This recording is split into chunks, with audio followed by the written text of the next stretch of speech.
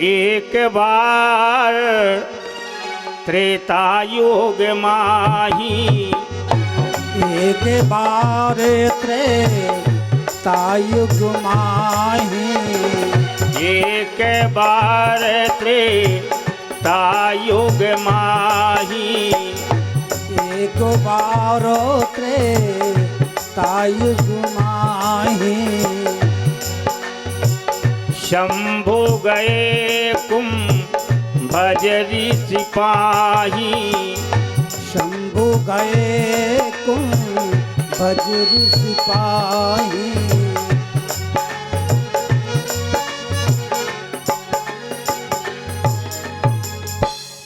भोले बाबा कुंभज ऋषि के आश्रम पर कथा सुनने के लिए गए। एक बड़ी सुंदर शिक्षा है। हमारे जो अपने आप को विद्वान समझते हैं कुछ लोग और घरों में बैठे रहते हैं, वो वहीं से विचार करते हैं, अरे राम कथा हो रही है, वह कथा तो हम भी जानते हैं, उतनी कथा तो हम भी जानते हैं। ऐसा बहुत विद्वानों का ख्याल रहता है। ऐसे कुछ ज्ञानी हमारे भक्त हैं,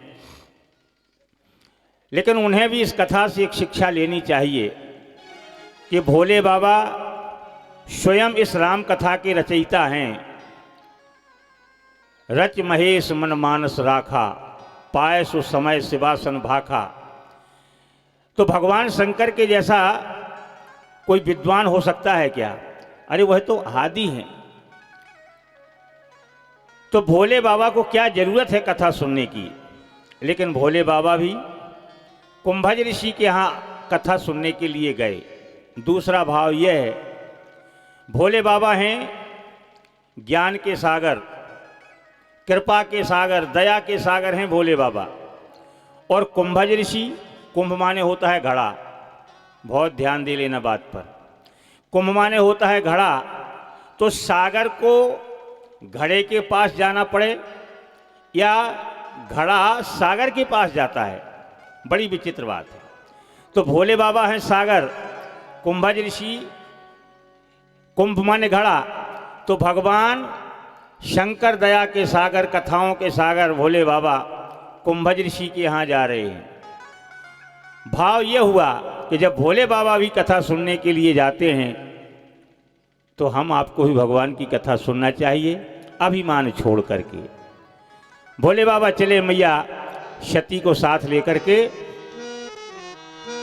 संग सती जग जननी भवानी, संग सती जग जननी भवानी।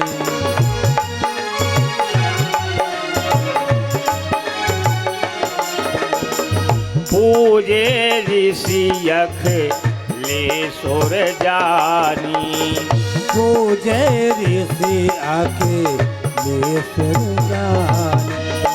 पूजे ऋषि यख ले सुर जानी, पूजे ऋषि आके ले सुर जानी। भोले बाबा जब पहुंचे तो भोले बाबा को देख करके कुंभज ऋषि महाराज जाकर के भोले बाबा को और मैया सती को प्रणाम किया। बस सती माता को यहीं से शंका हो गई, विचार करने लगी ये कैसा कथावाचक है भाई कि मंच छोड़ करके अगर श्रोताओं के पैर छूने लगे तो आदमी कहेगा हाँ समझ लिया, कोई ऐसे ही कथावाचक होंगे, बुला लिए गए हैं जबरदस्ती। आता नहीं होगा कुछ, ये भाव जल्दी बनता है लोगों को। तो भोले बाबा और मैया पार्वती को जब प्रणाम किया अगस्त्य जी ने, कुंभज ऋषि ने, माता सती को शंका हो गई कि जब ये हम लोगों को प्रणाम कर रहे हैं तो ये क्या कथा जानते होंगे, भ्रम हो गया। कुंभज ऋषि कथा सुनाने लगे। राम कथा मुनिवर जो बखानी, राम कथा मुनि पर जे बखाने। सुनी महेश परम सुख मानी, सुनी महेश परम सुख मानी।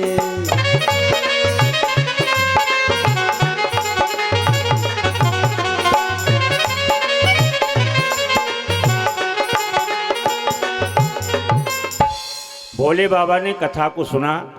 माता सती का कथा सुनने में मन नहीं लगा।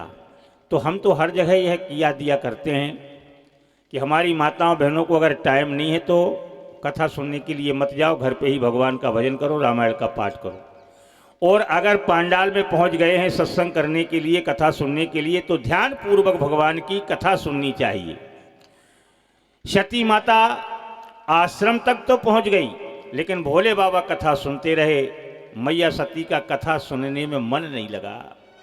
पहली गलती हो गई। और जब भगवान की कथा नहीं सुनी, सत्संग नहीं किया, तो जो संत कहते हैं, बिनु सत्संग विवेक न होई, राम कृपा बिनु सुलभे न सोई। बिना सत्संग के विवेक नहीं होता। विवेक माने विशेष ज्ञान, तत्व ज्ञान नहीं हो पाएगा। ज्ञान तो सबको है, ज्ञान अलग है और विवेक अलग है। ज्ञान तो हर किसी को है। तो ये विवेक तत्व ज्ञान कब प्राप्त होता है? जब सत्संग में जाते हैं और ध्यान पूर्वक हम कथा को सुनेंगे तो हमारा विवेक जागृत हो जाएगा, विशेष ज्ञान हो जाएगा। माता सती ने कथा को सुना ही नहीं। लौट करके भोले बाबा आए तो गोस्वामी जी ने लिखा, जब ये कथा सुनने के लिए गई थी, ध्यान करें माताओं बहनों भाई बंधुओं, जब कथा सुनने के लिए जा रही थी तब क्या लिखा है तुलसीदास जी ने? संग सती जग जननी भवानी। तीन तीन विशेषताएं, सती, जग जननी और भवानी। और जब कथा नहीं सुनी, वहां से लौट करके आई, तो तुलसीदास जी ने लिख दिया। अब कौन जा रही हैं? मुनि सन विदा मांगे त्रिपुरारी। मुनि सन वेदा मांगे त्रिपुरारी। चले संग ले दक्ष कुमारी। चले संगोले दक्ष कुमारी।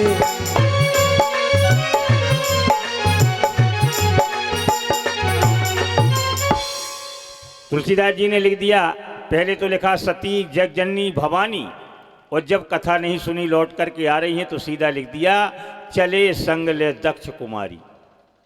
ये दक्ष की बेटी जा रही हैं। चले आ रहे थे प्रभु भोले बाबा, रास्ते में देखा उस समय श्री सीता मैया का हरण हो गया था। राम जी सरकार भैया लक्ष्मण के सहित सीता माता की खोज में निकले हैं, आंखों में आंसू, बड़ा उदास हैं।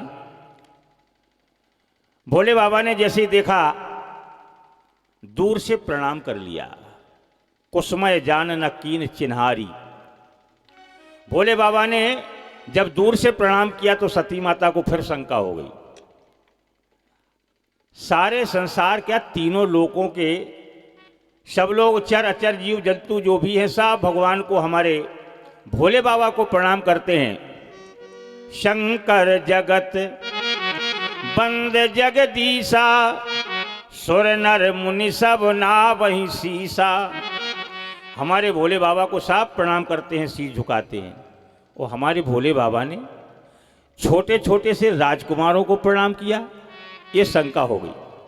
दूसरी गलती भी हो गई, जब हमारे पति किसी को प्रणाम करते हैं, ये माताएं बहनें ध्यान कर लें, अगर हमारे पति किसी के पैर छू रहे हैं या प्रणाम करते हैं तो पत्नी को भी प्रणाम कर लेना चाहिए। क्यों? पत्नी का जो पूज्य है वह होता है पति, और पति जिसकी पूजा कर रहा है। तो सती माता ने श्री राम जी को प्रणाम नहीं किया, भोले बाबा ने प्रणाम किया।